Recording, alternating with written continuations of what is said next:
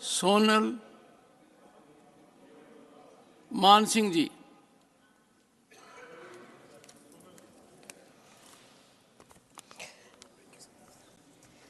अनेक धन्यवाद माननीय सभापति जी।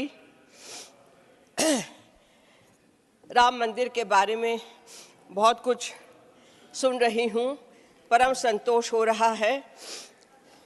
शुरुआत तो मैं अपने गौरवशाली यशस्वी प्रधानमंत्री श्री नरेंद्र मोदी जी को नमस्कार और धन्यवाद करते हुए मेरी बात आरंभ करती हूँ।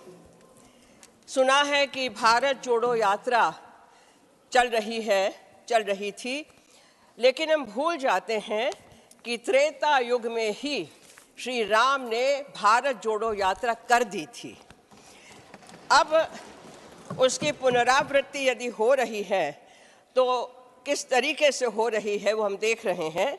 लेकिन मेरा विषय सर ये है कि हमारे शास्त्रों में विधि विधान है कि किसी मंदिर में जो अर्चना पूजा होती है वो षोडशोपचार के तहत होती है।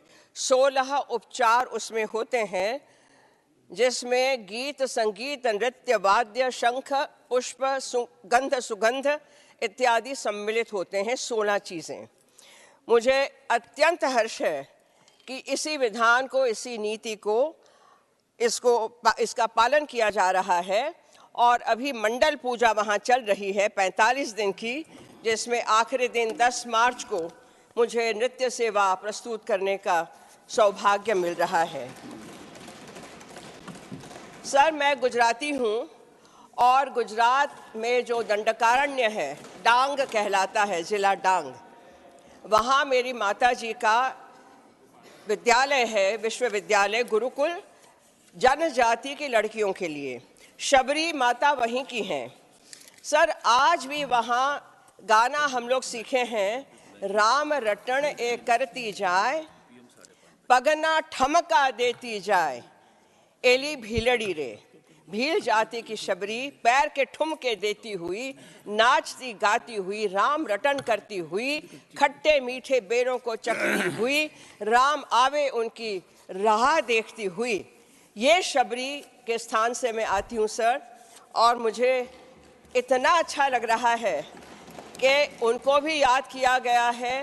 प्रत्येक जनजाति, प्रत्येक जाति के स्त्री पुरुषों को याद किया गया है। मैं एक सुंदर कविता सुनाना चाहती हूँ कि जब प्राण प्रतिष्ठा के बाद ये बातें चली कि श्री राम लला ने आंखें खोली तो पलक भी झपकाई। अब मंद मंद स्मित वाले इस मुख के दर्शन करके तुलसीदास जी गोस्वामी जी की मुझे पंक्तियाँ याद आईं, जिनको हम अक्सर नृत्य में करते रहते हैं। अरविंद सो आनन रूप मरंद, अनंदित लोचन भृंग पिए, मन मौन बस्यो अस बालक जो, तुलसी जग में फल कौन जिए।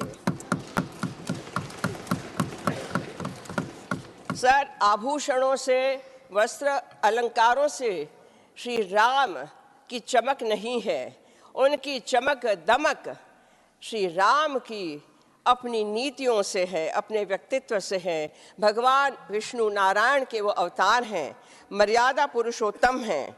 और किसी ने कहा था सर, अभी कुछ क्षणों पहले, एक माननीय सम्माननीय सांसद ने, कि वहाँ सीता माता नहीं दिखी, अधूरा रहा। तो सर, मेरा कहना ये था कि सीता जी भूदेवी की प्रतिमूर्ति हैं, वो स्वयं भूदेवी हैं, और भू पे, पृथ्वी पे ही तो ये मंदिर बना है, इसीलिए सीता माता स्वयं वहाँ हाजिर हैं। तो इसमें उनको ढूंढने की आवश्यकता बिल्कुल नहीं है। सर, मैं आपको एक ये भव्य दिव्य मंदिर का एक और मैं आपको पहलू दिखाना चाह रही हूँ, जो सब जानते हैं कि आस्था श्रद्धा का ये महाकुंभ राम कुंभ कहलाए। ऐसा मुझे लगा कि जब मैं वहाँ प्राण प्रतिष्ठा में बैठी, अपलक घंटों तक, सुबह से शाम तक हम बैठे, न भूख न प्यास।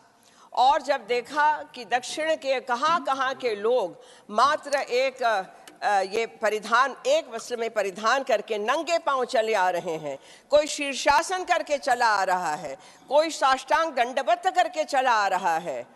तो एक ऐसी मुझे भावना हुई जिसको शब्दों में व्यक्त करना शायद मुश्किल है सर, लेकिन मैं तो आर्टिस्ट रही, यहाँ तो नृत्य कर नहीं सकती लेकिन अवध में जन्मे राम सलोना, ये हमारा बधाई, जन्म गीत बधाई है जो वहाँ प्रस्तुत होगा। अवध में जन्मे राम सलोना। तो सर मंगल गीत गाते गाते मैं यहाँ आई और मैंने कहा कि मुझे 5 मिनट दे दी जाए कि मैं श्री अपने राम लला के बारे में कुछ बोल सकूं, उनके गुणगान कर सकूं। और वैसे 10 मार्च को आप सभी आमंत्रित हैं, अयोध्या पधारिए और हमारी नृत्य संगीत सेवा का आनंद लीजिए। श्री राम लला मुझे लगता है कि निश्चित रूप से बहुत प्रसन्न होंगे। सरस भक्ति भगवान को पसंद है, नीरस भक्ति भगवान को कतई पसंद नहीं है। तो उसी रस की वृष्टि करते हुए सर मैं आपका धन्यवाद करती हूँ। फिर एक बार यशस्वी प्रधानमंत्री मोदी जी का आभार व्यक्त करती हूँ, उनको बहुत बहुत धन्यवाद देती हूँ। जय श्री राम।